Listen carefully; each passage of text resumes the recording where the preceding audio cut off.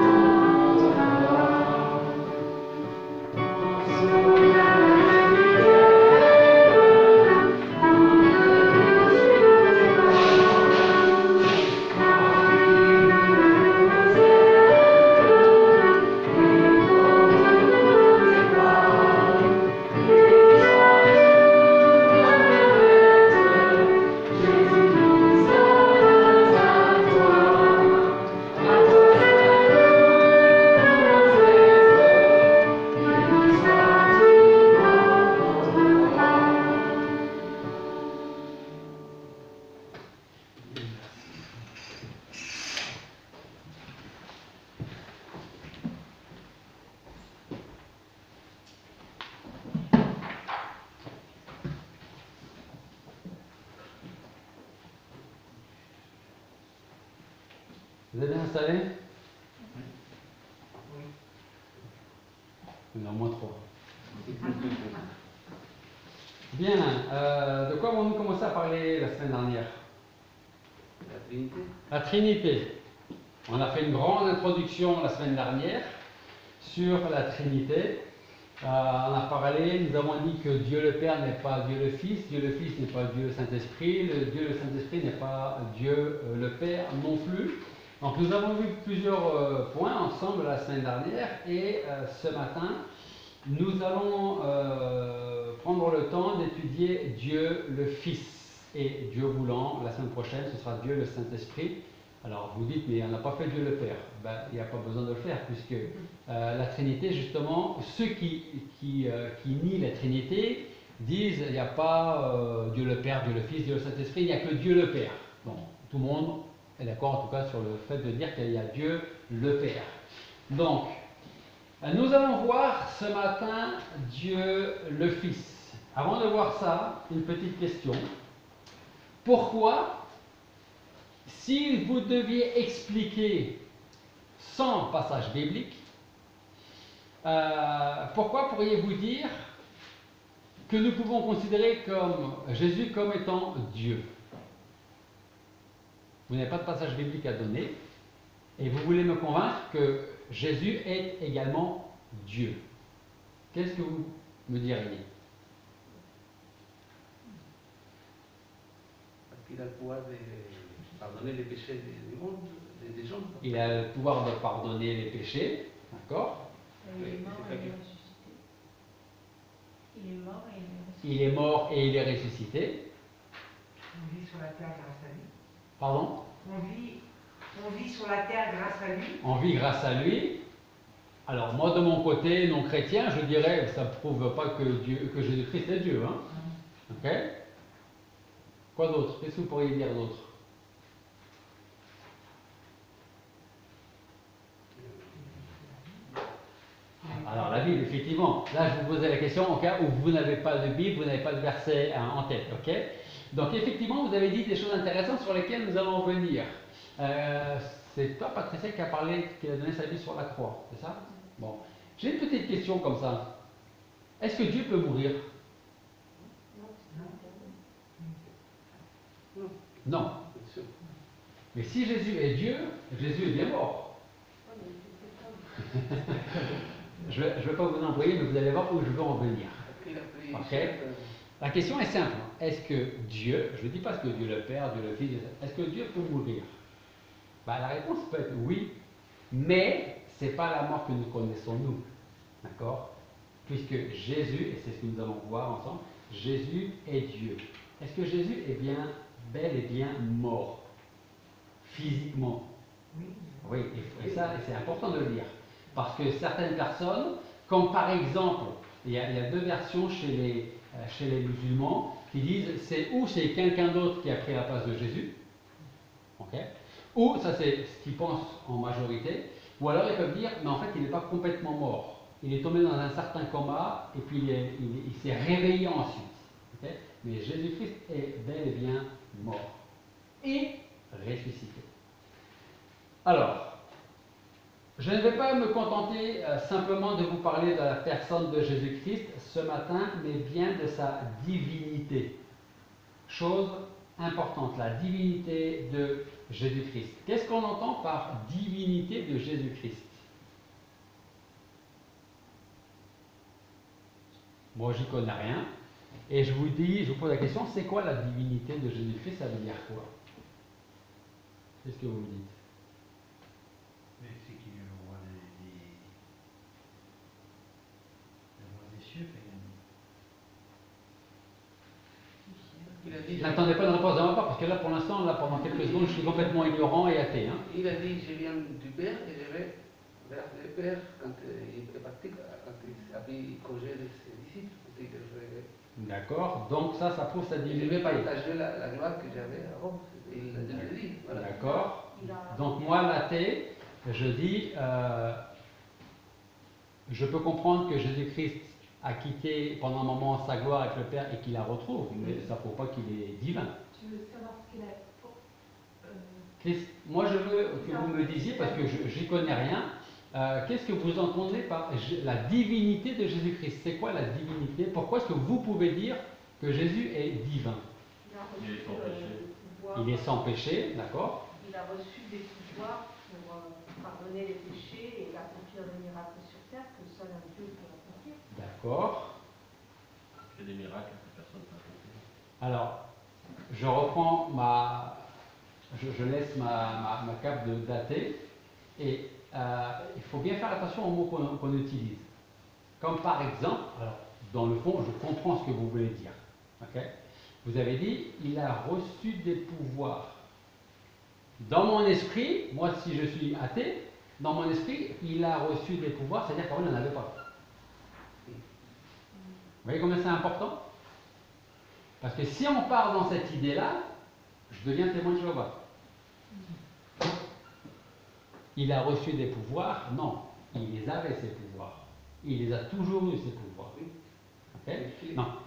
Et les démons l'ont reconnu quand il a enlevé les Exactement. gens des démons. Exactement. Donc, on va expliquer, je vais prendre le temps, c'est pour ça que c'est important. Je ne vais pas vous parler de Jésus, la personne, même si c'est tellement intéressant.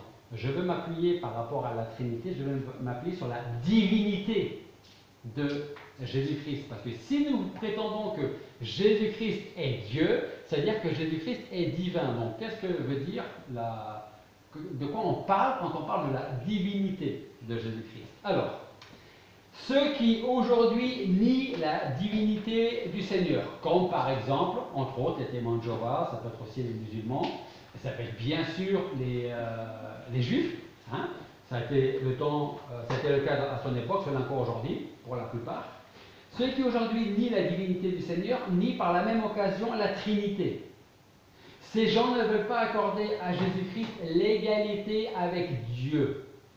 Rappelez-vous, on a utilisé des termes Dieu, là, Jésus-Christ et Saint-Esprit. Ok? Très puissant, puissant, un peu moins puissant. Si je reprends un peu pour imaginer la chose. D'accord? Autrement dit, les gens qui refusent, rejettent la Trinité, refusent d'appeler Jésus-Christ Dieu. Ok? Alors, je ne l'ai pas pris avec moi, mais vous verrez, et puis je ne vais pas m'attarder sur ce point-là, mais si vous prenez, alors on va aller tout de suite dans Jean chapitre 1, verset 1, ce sera encore plus clair. Jean 1, 1.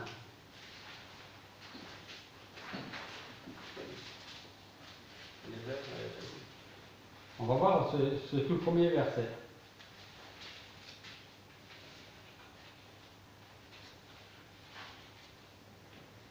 Et nous lisons, au commencement était la parole était avec Dieu, et la parole était Dieu. Le terme parole désigne Jésus-Christ ici. D'accord? Bon, ça pose problème pour personne. La parole était Dieu. Comment est écrit le nom Dieu dans votre Bible? Une majuscule. Avec un D majuscule, I-E-U. Okay? Vous prenez la Bible des témoins de Jéhovah, c'est un petit D. Okay? Donc, parce que, selon eux, Jésus-Christ n'est pas Dieu, n'est pas l'égal de Dieu. Okay? Donc ça, c'est le premier point. Au commencement était la parole. On pourrait dire, au commencement était Jésus-Christ. Jésus-Christ était avec Dieu et Jésus-Christ était Dieu. Alors, durant ce message, je vais employer essentiellement des versets tirés des épîtres de Paul, mais j'utiliserai aussi des paroles du Seigneur lui-même. Et on peut se poser la question, mais pourquoi Paul? Pourquoi pas un autre? Pourquoi pas tout de suite Jésus-Christ? Ce qui est intéressant avec Paul, ce que nous pouvons dire, c'est parce que Paul n'a jamais fait partie des premiers disciples, n'a jamais fait partie des premiers apôtres de Jésus-Christ. C'est-à-dire qu'il n'a jamais été en contact direct avec lui, et de ce fait, on ne pourra jamais le soupçonner d'avoir été influencé d'une manière ou d'une autre par Jésus-Christ directement lié avec lui, comme auraient pu l'être les autres disciples, les autres apôtres, qui étaient en contact avec lui, qui ont vécu pendant 3 ans avec lui, qui ont reçu l'enseignement direct de Jésus-Christ. Ils ont mangé ensemble. L'apôtre Paul, ça n'a pas été le cas. Hein? Au contraire, même, je dirais. Il les a persécutés. Exactement. Donc la première chose à savoir concernant Paul, c'est qu'il s'est d'abord révélé être un ennemi farouche de Christ. Et dans sa jeunesse, il a même tenté de détruire l'Église, de détruire les chrétiens. Et il a réussi à en faire mettre en prison. Grâce à lui, des chrétiens sont morts. Comme un bon pharisien, Paul avait soigneusement préparé son opposition en tant que juif pieux et érudit. Il concevait la religion sur le fondement d'un credo que nous avons vu la semaine dernière, qui se trouve en Deutéronome chapitre 6, verset 4. Rappelez-vous, on peut le chercher. C'est ce qu'on avait vu. Ça, c'était le credo de l'apôtre Paul. Regardez, cherchez avec moi Deutéronome 6, 4. Et dans la tête, dans l'esprit de Paul, il justifiait ses actes, ses actions, ses paroles, ses prises de position avec ce credo-là, Deutéronome 6.4, qui nous dit quoi? Alors, je vais attendre qu'il n'y ait plus de pages qui tournent, on va dire comment on a trouvé. Allez-y, allez-y. Hein. Écoute Israël, le Seigneur, notre Dieu est le Seigneur un. Écoute Israël, l'Éternel, notre Dieu, est le seul éternel, où il est un. Et donc, dans l'esprit de Paul, il n'y avait que Dieu. Et il était hors de question qu'un autre soit légal, voire prenne la place de Dieu. Donc, ce Jésus-Christ que je suis en train de combattre, il n'est pas Dieu. Parce que le canon, Deutéronome, me dit, et je connais ce passage par cœur, c'est l'apôtre Paul qui parle, écoute Israël, c'est comme s'il pouvait dire, écoute Paul, ça ne s'appelait pas encore Paul à l'époque, l'Éternel, notre Dieu, est le seul éternel, il n'y en a pas d'autre. Donc l'autre là qui s'appelle Jésus-Christ et qui prétend être Dieu, il faut t'en débarrasser. D'une manière ou d'une autre. Les Juifs, ils blasphémaient. Voilà. Souvenez-vous aussi de ce que je vous disais, ce verset pourrait être lu d'une autre façon. Cette façon est celle-ci. L'Éternel, notre Dieu, l'Éternel est un, à la fois unique et un. Pour en revenir donc à Paul, nous pouvons dire sans aucun souci qu'il était monothéiste. Et il estimait que prêcher la divinité de Jésus-Christ était tout simplement un blasphème. Alors, comment se fait-il que cet homme tellement religieux, tellement sûr de ses convictions, on a parlé de convictions ce matin dans l'étude, que nos convictions sont basées sur la parole de Dieu. Alors, remarquez, la sienne, elle était basée sur la parole de Dieu, mais il était quand même dans l'erreur. Comment se fait-il que cet homme religieux ait pu changer à ce point? Comment celui qui mettait les chrétiens en prison à cause de leur foi et leur croyance en la divinité de Jésus-Christ a-t-il pu être transformé aussi radicalement? En quoi Dieu fait des miracles. Je crois que cela a dû se produire sur la base d'une expérience spirituelle profonde et avec de solides preuves. Des preuves irréfutables que nous allons maintenant étudier ensemble. On va garder Jean 1.1, on va aller en Philippiens chapitre 2.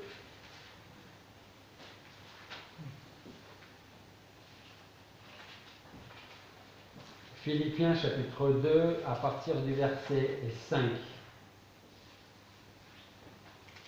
Philippiens 2, 5.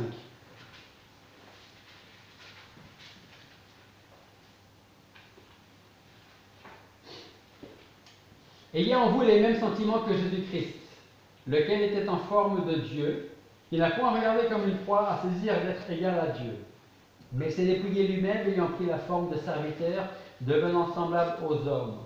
Et revêtu de la figure d'homme, il s'est abaissé lui-même en se rendant obéissant jusqu'à la mort, même jusqu'à la mort de la croix. C'est pourquoi aussi Dieu l'a souverainement élevé et il lui a donné un nom qui est au-dessus de tout nom, afin qu'au nom de Jésus, tout ce qui est dans les cieux, sur la terre, sous la terre, fléchisse le genou, et que toute langue confesse que Jésus-Christ est le Seigneur à la gloire de Dieu le Père. Pourquoi ce texte est-il important? Il est très important pour comprendre et accepter la divinité de Jésus-Christ. Pourquoi? À travers ces quelques versets, Paul va retracer la vie de Christ dans l'éternité et dit ce qu'il était, alors qu'il était en forme de Dieu et égal à Dieu. Puis il va décrire les événements qui ont marqué la vie du Seigneur quand il était sur terre. Puis l'apôtre Paul va remonter ou va aller jusque dans l'éternité à venir où Jésus est à nouveau glorifié avec le Père. Donc pour Paul, Jésus était avec le Père, il est avec nous, il est retourné avec le Père. Ok? Jusque-là, tout va bien. Paul commence donc son récit dans un point infini du passé. Il passe ensuite par la mort de Christ sur la croix. Il s'élève à nouveau vers un avenir situé lui aussi à l'infini. Et en parlant de la position que Jésus avait avec le Père depuis l'éternité, Paul va utiliser deux mots qui devraient attirer notre attention. Le premier mot, c'est morphé. M-O-R-P-H-E, accent circonflexe. Ce terme est utilisé en français, et est-ce que vous savez par quoi il est traduit? Quel est le mot français pour morphé? Forme. Ok? C'est exactement le même terme que nous utilisons lorsque nous disons que nous sommes en forme. Et lorsque nous disons être en forme, nous parlons bien entendu de notre état intérieur et non pas de notre état extérieur. Sinon, je dirais j'ai des formes. Ok? Ça c'est autre chose. Ok? Et dans ce cas-là, on ne parle plus du même sujet. Voilà donc ce que Paul voulait nous faire comprendre lorsqu'il disait de Jésus qu'il était en forme de Dieu. Ça, le premier mot, c'est morphé. Le deuxième mot, c'est, que tout le monde connaît, c'est isos. En informatique, on utilise le terme ISO. Vous savez ce que c'est une ISO en informatique? L'ISO d'un PC, c'est quoi? L'ISO d'un PC, c'est en quelque sorte une copie intégrale, 100%, de ce qu'il y a dans cette machine et je l'installe dans cette machine-là. Donc cette machine-là, c'est exactement la même que j'ai dans cette machine-là. Ça, c'est une ISO en informatique, ISO. On l'emploie dans d'autres termes. ISO, ce terme est encore plus important que le premier parce qu'il signifie égal. En français, nous pouvons employer le terme isomère, qui possède la même formule chimique, isométrique, En littérature, c'est en poésie, dont tous les vers ont le même nombre de syllabes, un poème isométrique. En mathématiques, qui n'altèrent pas la distance entre deux points quelconques, les dimensions sont égales. Il y a le terme isomorphe, ça c'est de la chimie, de structures cristallines similaires des minéraux isomorphes. Il y a encore, et ça va nous parler encore plus, alors ce sera des bons souvenirs ou voire des mauvais souvenirs pour certains, on parle de trigonométrie, isocèle. C'est quoi isocèle? Un triangle isocèle, c'est quoi? Alors on va voir ce qui était bon en trigo et ce qui n'était pas, les mauvais souvenirs. Un triangle isocèle. Isocèle. Exactement, un triangle isocèle possède deux côtés égaux. Okay? On emploie donc ce mot iso pour indiquer que Jésus est l'égal de Dieu. C'est la même chose. On va revenir un peu plus en détail dans les versets bibliques. Ésaïe chapitre 9, verset 5. Ésaïe chapitre 9, verset 5.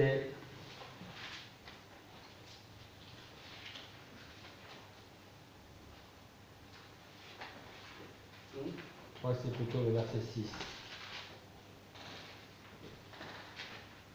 Non, verset 5, c'est ça. Ésaïe 9, 5, qui nous dit: car un enfant nous est né, un fils nous est donné. Alors, on utilise souvent ce passage pour à parole de Noël. Car un enfant nous est né, un fils nous est donné, et l'empire est mis sur son épaule. On l'appellera l'admirable conseiller. Et comment d'autre? Le Dieu fort, le Père d'éternité, le Prince de la paix. Vous allez voir que plus on va avancer, et plus il va être compliqué de ne pas accepter que Jésus est Dieu, est l'égal de Dieu. On va l'appeler le Dieu fort, et ce n'est pas un Dieu avec un D minuscule. Non. Le Père d'éternité, le Prince de la paix. Quelques paroles de Jésus maintenant. Alors, je vous donne la référence si vous voulez noter, et je vais vous lire les versets. Jean 12, 45. Jean 12, 45. Celui qui me voit celui qui m'a envoyé. Jean 14, 6 à 10. Jean 14, 6 à 10. Jésus lui dit: je suis le chemin, la vérité et la vie. Personne ne vient au Père que par moi. Si vous m'avez connu, vous auriez aussi connu mon Père. Et dès à présent, vous le connaissez et vous l'avez vu. Parce que vous m'avez vu et vous m'avez connu. Et Philippe lui dit: Seigneur, montre-nous le Père et cela nous suffit. Jésus lui dit: il y a si longtemps que je suis avec vous et tu ne m'as pas connu, Philippe. Celui qui m'a vu a vu le Père. Comment donc dis-tu: montre-nous le Père? Ne crois-tu pas que je suis dans le Père et que le Père est en moi? Les paroles que je vous dis, je ne les dis pas de moi-même, mais le Père qui demeure en moi fait lui-même les œuvres que je fais. Le Père qui demeure en moi fait de son côté lui-même les œuvres que moi je fais. On est un, lui et moi. Jean chapitre 8, verset 58. Jésus leur dit: en vérité, je vous dis, avant qu'Abraham fût, je suis. Jésus utilise le même terme que l'on retrouve dans le livre de la Genèse et dans l'Exode. Quand Moïse arrive devant le buisson ardent, il dit: qui vais-je annoncer? Tu diras: je suis, m'envoie. Donc Dieu est là, c'est Jésus qui reprend exactement le même terme. C'est d'ailleurs ce qui irrissait les pharisiens de l'époque, et qui pendant un moment irrissait Paul. Jean 17, 10. Tout ce qui est à moi est à toi, et ce qui est à toi est à moi, et je suis glorifié en eux. Jean 17, 21. Afin que tous soient un, comme toi, ô Père, tu es en moi et moi en toi, afin qu'il soit aussi un en nous pour que le monde croie que c'est toi qui m'as envoyé. Donc, on a vu quelques passages de Paul, les paroles de Jésus. On va revenir sur d'autres passages, toujours l'apôtre Paul. Romains 9,5 qui dit « Qui est sorti selon la chair, Christ qui est au-dessus de toutes choses, béni éternellement. Amen. » Christ qui est Dieu au-dessus de toutes choses.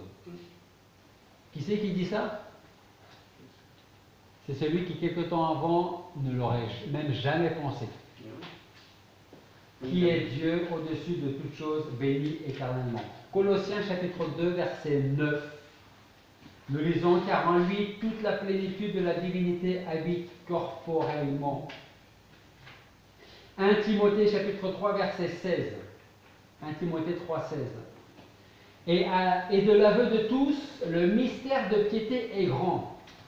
Dieu a été manifesté en chair, justifié par l'Esprit, vu des anges, prêché parmi les gentils, cru dans le monde et élevé dans la gloire. Qu'est-ce que Paul dit au jeune Timothée? Que Dieu a été manifesté en chair. Tite, chapitre 2, verset 13. Tite 2, 13. En attendant la bienheureuse espérance et la manifestation de la gloire de notre grand Dieu et Sauveur Jésus-Christ. Jean 20, 28. Thomas, qui ne croyait pas que Jésus était ressuscité, il fallait qu'il le touche, qu'il le voie, qu'il lui parle. Jean 20, 28, Thomas répondit et lui dit « Mon Seigneur et mon Dieu ». Deux choses. Si je me mets du côté de Jésus-Christ n'est pas divin. Dans ce cas-là, si je pensais ça, j'aurais un problème avec ce Jésus-là. Pourquoi? Parce qu'il prendrait la place de quelqu'un qui ne l'est pas. En vous disant ça, je vais reprendre les paroles de Thomas qui dit « Mon Seigneur et mon Dieu ». Est-ce que Jésus-Christ, quand il a entendu de la part de Thomas « Mon Seigneur et mon Dieu », l'a repris pour dire à Thomas « Non, juste mon Seigneur, mais pas mon Dieu, parce que ton Dieu, il est là-haut ». Est-ce que Jésus l'a repris? Non. Ça veut dire que Jésus a entendu, ça veut dire que Jésus a accepté les paroles de Thomas qui disaient « Mon Seigneur et mon Dieu », tout simplement parce que Jésus-Christ est Dieu. Et en plus, David l'a dit. Le Seigneur a dit à mon Seigneur. Exactement. La Bible appelle donc Jésus Dieu. On ne doit pas s'étonner de lui voir attribuer les caractéristiques qui appartiennent à Dieu. Et là, je vais vous redonner quelques caractéristiques que vous m'avez données. Par exemple, en Ésaïe chapitre 44, verset 6, nous lisons « Je suis le premier et le dernier ». Dans ce passage, c'est Dieu qui parle à Ésaïe. Ésaïe 44, verset 6. Dans le Nouveau Testament, Jésus lui-même nous dit encore « Je suis l'alpha et l'oméga, le premier et le dernier, le commencement et la fin ».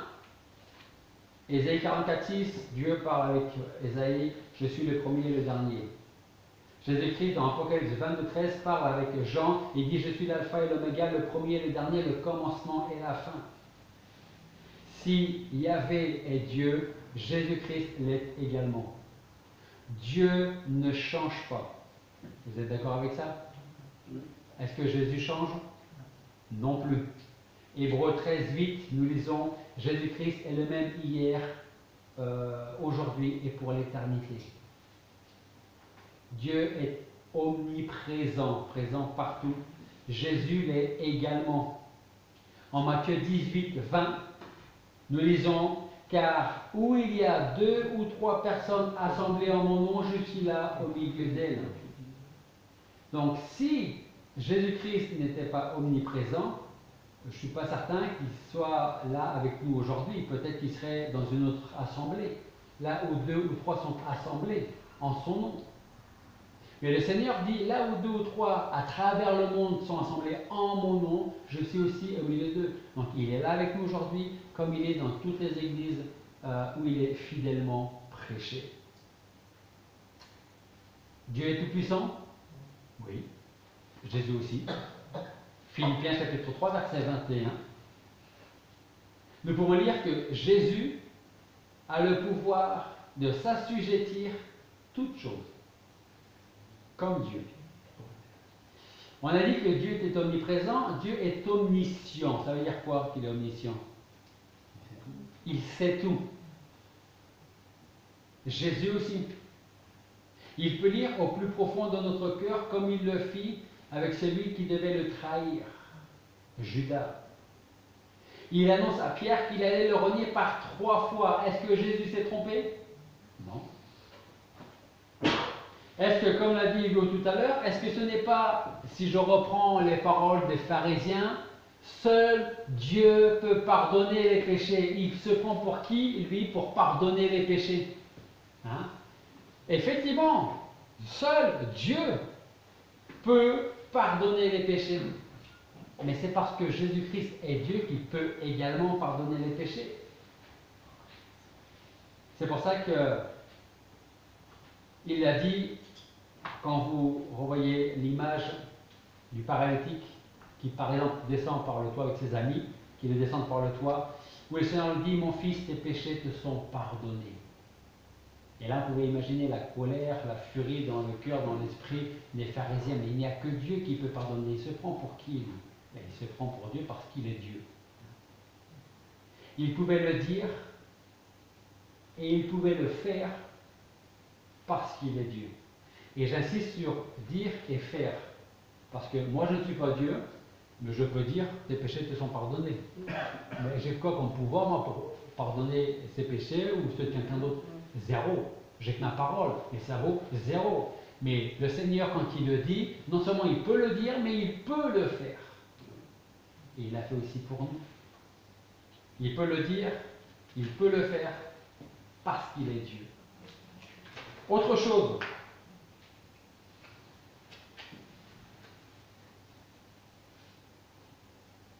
Psaume 102, 24.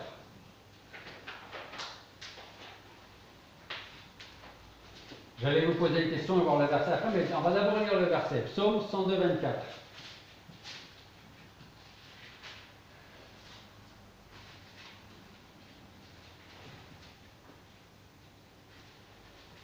C'est David qui dit là, mon Dieu, ne m'enlève pas au milieu de mes jours.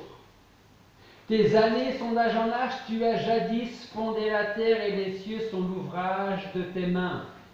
Là, si on prend les paroles de David, qui a créé le monde?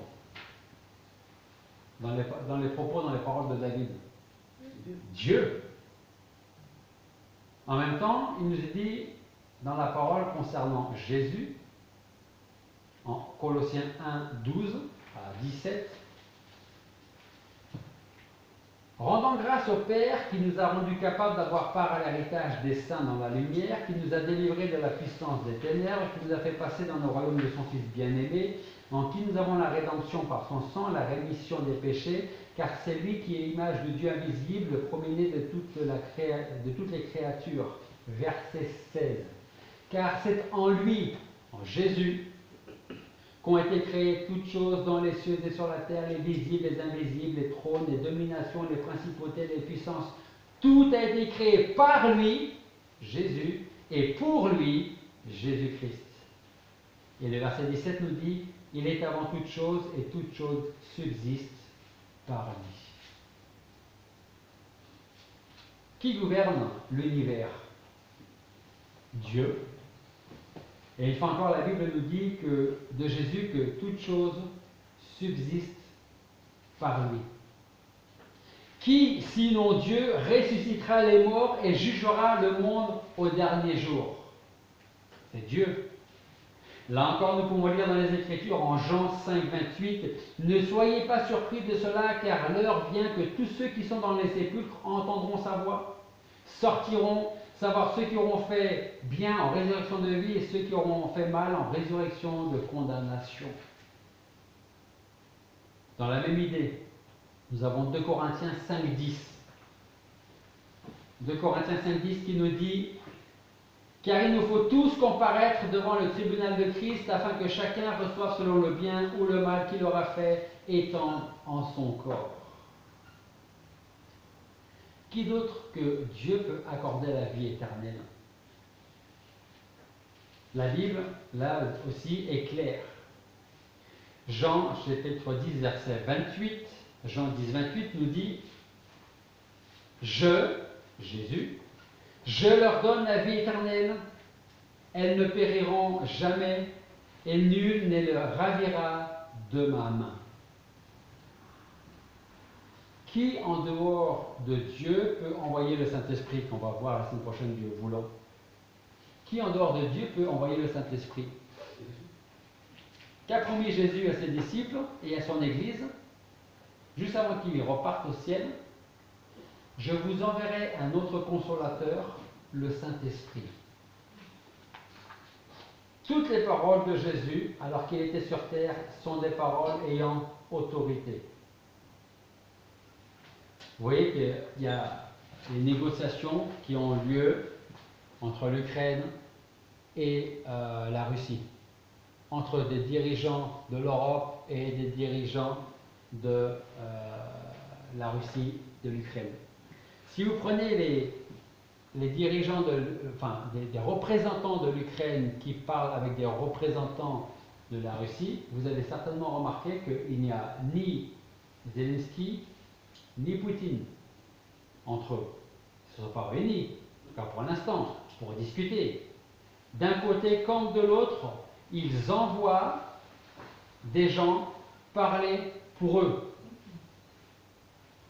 C'est pour bien comprendre la différence qu'il y a avec Jésus-Christ et avec Dieu. Jésus-Christ est Dieu, parce que les paroles que Jésus peut prononcer, ce sont des paroles que Dieu a pu prononcer, et inversement. Ils sont uniques, ils sont un. Toutes les paroles, donc, de Jésus, alors qu'il était sur terre, étaient des paroles ayant autorité. Il ne parlait pas comme un bon prophète quand il s'adressait aux hommes. Qu'est-ce que Jésus disait quand il commençait à enseigner les foules ou les disciples et les apôtres? Comment est-ce que Jésus leur parlait? Il commençait en disant quoi? En vérité, Oui. Et la suite? je vous le dis. Je vous le dis. Je vous dis ceci. Je vous dis cela. Contrairement aux prophètes et aux disciples qui, eux, disaient: ainsi parle l'Éternel. Voilà ce que Dieu dit. Qu'est-ce que Dieu nous dit? Eh bien, Dieu nous dit dans sa parole ceci ou cela. Les prophètes, les apôtres, les disciples, nous disons: ainsi parle Dieu, ainsi parle l'Éternel. Jésus, quand il enseignait, il disait: je vous dis. Parce qu'il était l'égal de Dieu. Et qu'il est l'égal, pardon, je reprends mes termes. Il est l'égal de Dieu. Il s'adresse au vent et aux vagues, et voilà qu'elles obéissent à sa voix. Il parle aux aveugles et leurs yeux s'ouvrent. Il parle aux sourds et ils entendent, ou à nouveau, ou pour une première fois. Un seul mot de sa bouche, et voilà les paralytiques qui marchent, qui sont pardonnés de leurs péchés. Les malades guérissent, les morts ressuscitent. Moi, je ne comprends pas. Si Jésus-Christ n'est pas Dieu, il va vraiment falloir réécrire la parole de Dieu. Hein. Selon nous, hein, bien entendu. Et d'ailleurs, il y en a qui sont déjà chargés de le faire. Hein. Comme je t'ai dit, les démons l'ont reconnu. Il y en a qui sont chargés déjà de le faire, entre autres, le témoin de Jéhovah. Si Jésus parlait comme Dieu quand il était sur terre, c'est tout simplement parce qu'il est Dieu. Tous ceux qui assistaient à ces miracles avaient tous, sans exception, le sentiment de se tenir dans la présence de Dieu lui-même. Et je vais même aller plus loin. Vous savez quoi? Quand il était présent et que ces fameux pharisiens, ceux qui ont cherché par tous les moyens, l'ont rejeté, ils étaient persuadés au fond d'eux-mêmes, pour la plupart, qu'il était bien envoyé de Dieu et qu'il était bien Dieu. Reprenez l'exemple du paralytique qui descend par le toit de la maison. Mais qui peut pardonner les péchés? Donc, je te pardonne et en plus, je te guéris. Au fond d'eux, ils savaient ils étaient convaincus de qui était réellement Dieu. Pourquoi est-ce qu'ils ne l'ont pas accepté? Ça, c'est leur problème. Ils étaient tellement bien, il ne fallait certainement pas qu'un grain de sable vienne enrayer la machine qu'ils avaient mis en place. Si donc Jésus est réellement Dieu, vous voyez, je mélange, donc c'est très bon signe ça. Hein. Si donc Jésus est réellement Dieu, comme je pourrais dire si donc Dieu est réellement Jésus, alors on ne doit pas avoir peur de l'adorer comme étant Dieu. Car non seulement les Écritures enseignent que l'on peut adorer Jésus, mais qu'on doit le faire. Les anges eux-mêmes l'adorent. En Hébreux 1,6, nous pouvons lire que tous les anges de Dieu l'adorent. Parce que pour certains, on ne peut adorer que Dieu. Parce que Jésus est un envoyé. Pour certains, pas trop chez les chrétiens, les vrais chrétiens, on ne peut adorer que Dieu parce que Jésus est un envoyé, est un prophète, voire est un ange venant de la part de Dieu. Donc on ne peut adorer que Dieu, mais on ne peut pas adorer le Saint-Esprit, on ne peut pas adorer Jésus-Christ, parce qu'ils ne sont pas Dieu. Et pourtant, on peut. Les anges de Dieu adorent Jésus-Christ. Donc si les anges de Dieu adorent Jésus-Christ, si quelqu'un vous dit on ne doit pas adorer Jésus, montrez-leur ce passage en Hébreux chapitre 1 verset 6 et demandez-leur de vous l'expliquer. Ou de rien vous expliquer du tout, mais dites-leur de lire la Bible. Non pas comme ça, mais plutôt comme ça. Ok? Que dire en résumé? Il n'y a qu'un seul et unique Dieu. Nous avons vu que le Père est Dieu. Jésus-Christ le Fils est également Dieu.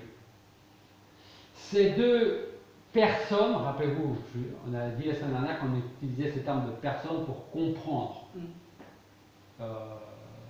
Dieu. D'accord, je m'avance quand je dis pour comprendre Dieu, parce qu'on ne peut pas comprendre Dieu. Hein, mais c'est pour mieux le expliquer. Vous pouvez expliquer avec nos mots parce que. Oui, pour mieux comprendre le travail du Seigneur. Ok? Et je vais insister sur le terme de personne. Parce que Dieu voulant, la semaine prochaine, on va parler du Saint-Esprit. Et la première question qu'on posera, c'est est-ce que le Saint-Esprit est une personne? Hein? Ça, on verra la semaine prochaine, Dieu voulant. Donc, je reprends. Ces deux personnes sont clairement distinctes. Le Père n'est pas le Fils n'est pas le Père, mais les deux sont Dieu. Ok? Ça va jusque-là? Alors, si ça va jusque-là, Dieu prochain, Dieu voulant, nous allons étudier ensemble Dieu, le Saint-Esprit. On peut comparer assez facilement Jésus, ce qu'il a dit, ce qu'il a fait, mais est-ce qu'on peut faire la même chose avec le Saint-Esprit? Ça, c'est ce que nous verrons, Dieu voulant, la semaine prochaine. Nous prions. Père Céleste, nous voulons te remercier parce que ce matin encore, tu nous permets, à travers ta parole, de nous ouvrir les yeux, de comprendre, d'accepter cette vérité que Jésus-Christ est Dieu. Vous n'êtes qu'un. Et nous voulons te remercier, notre Père Céleste, de nous avoir rachetés par son sang précieux. Nous voulons être reconnaissants pour tout ce que tu fais pour nous, jour après jour. Aide-nous à être convaincus, à convaincre les autres que Jésus-Christ a créé toutes choses, parce qu'il est Dieu. Merci parce qu'un jour il va revenir chercher les siens, il va revenir pour juger ce monde. Alors Seigneur, aide-nous à garder les yeux sur toi jusqu'à ton retour, que nous puissions vivre notre vie entièrement pour toi. Et c'est en ton nom que nous te prions. Amen.